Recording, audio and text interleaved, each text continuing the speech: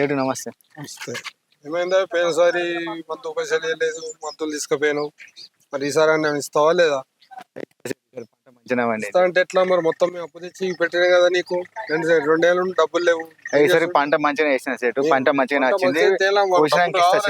మేము తెచ్చిన కాడ ఊపోడు కదా, ఎప్పుడు ఇస్తావు మరి?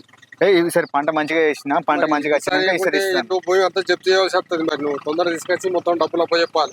పంట వస్తా సేటు, ఇంకొక 15 రోజుల వరకు వరకు వస్తా. నువ్వు కట్టకుంటే మేము కట్టవలసి వస్తుంది కదా. మరి అక్కడ మీకు అన్ని అడ్జస్ట్ ఇచ్చినాం కదా, నువ్వు నమ్మకమైన వ్యక్తి అని నీకు ఇచ్చినాం. లేదు సార్, నేను 15 రోజుల వరకు వరకు వస్తా. చూసినాక వడ్డీ పడ్డాక మీ అకౌంట్ చూసి 10 రోజుల్లో మొత్తం డబ్బులు పే చేయి. ఇస్తా సార్, అవసరం ఉంటే మీరు తీసుకుపోతారు. ఇస్తా సార్. అర్థమైందా? కాకుంటే మరి ఇంటికి పోయి మొత్తం చెప్ చేయాల్సి వస్తుంది. లేదు సార్, ఇస్తా సార్. పంట మంచిగా వచ్చింది, ఇస్తా. 15 రోజుల వరకు ఇస్తా సేటు. సరే సార్.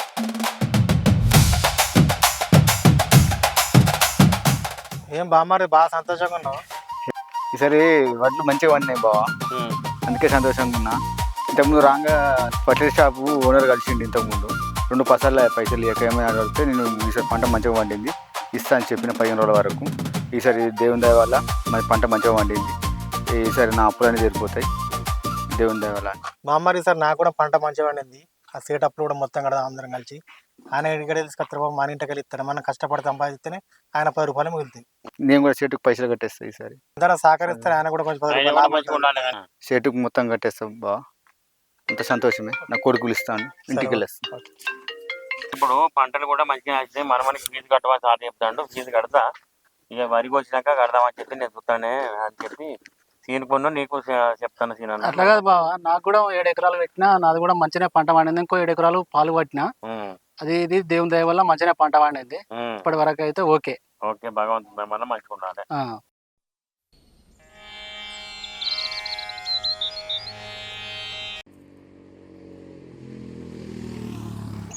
రాజానా, రాజానా,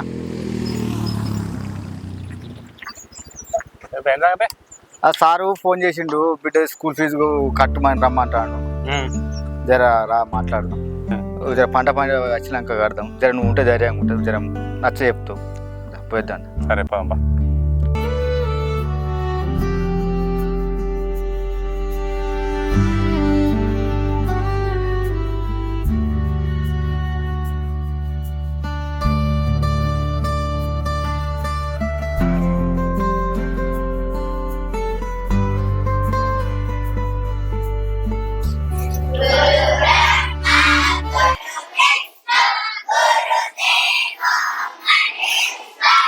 శుభ మధ్యాహ్నం. కూర్చోండి.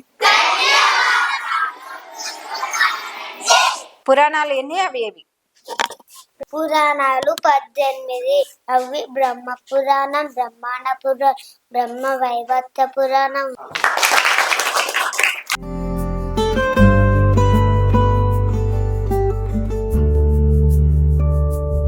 రాజానా, సార్ ఉన్నారట, మాట్లాడుతున్నాం.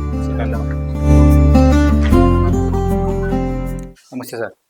నమస్తే శ్రీనివాస్ రెడ్డి గారు, కూర్చోండి.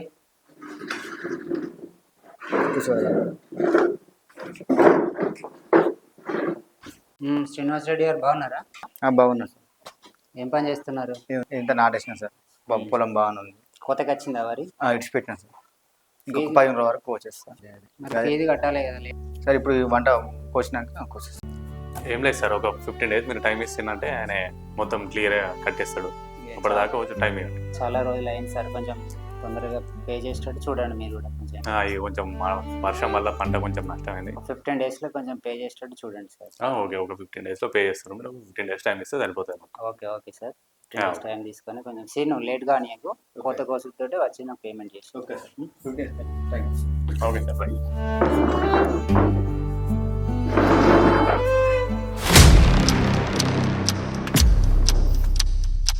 అకాల వర్షం రైతుల్ని ఆగమాగం చేసేసింది. ఇకటు ఉమ్మడి కరీంనగర్ జిల్లాలో అన్నదాతను అకాల వర్షాలు దెబ్బతీశాయి. గత 15 రోజులుగా కురుస్తున్న వర్షాలతో ఉమ్మడి కరీంనగర్ జిల్లాలో రైతులు తీవ్రంగా నష్టపోతున్నారు.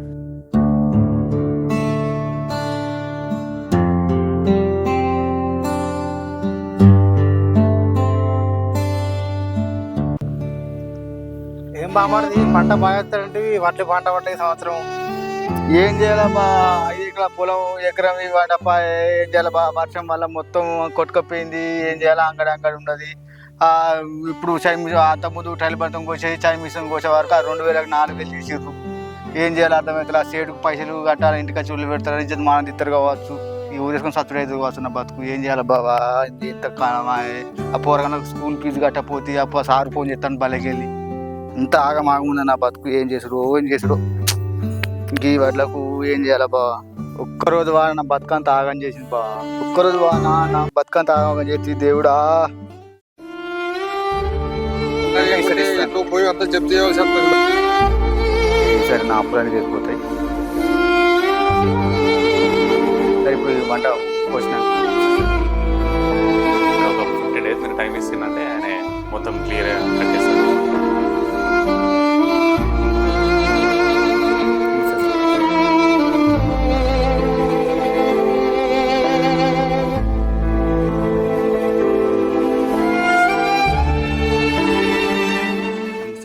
నమస్తే శ్రీనివాస్ రెడ్డి గారు, ఏమైంది 15 రోజులకు వస్తాను తొందరనే వచ్చినావు?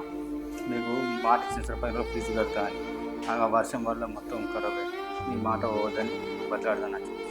అయ్యో, ఏమైంది? వర్షానికి పంట ఖరాబ్ అయింది. పంట ఖరాబ్ అయింది. అవును, భారీ వర్షాలు పడ్డాయి. వానకు మొత్తం వరద ఖర్చు కొట్టుకోపోయింది సార్.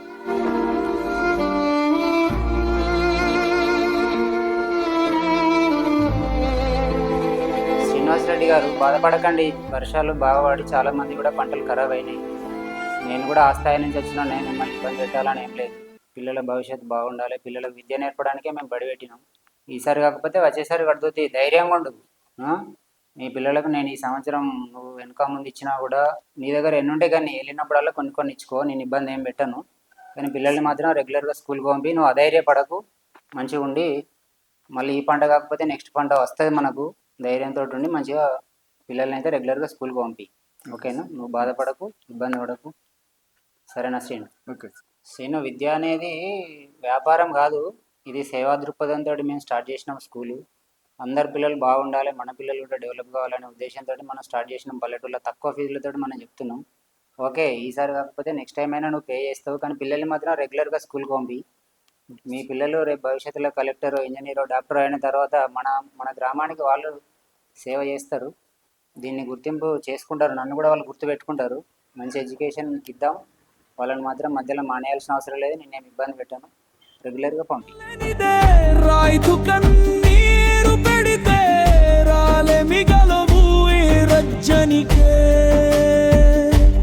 గంధం పెట్టి మొక్కుతామయ్యని పాదధూళికే మత్తి మనిషి, ఓ మత్తి మనిషి, నువ్వు ఉందలయ్యా నురు కాలాలు సల్లగుందలయ్యా.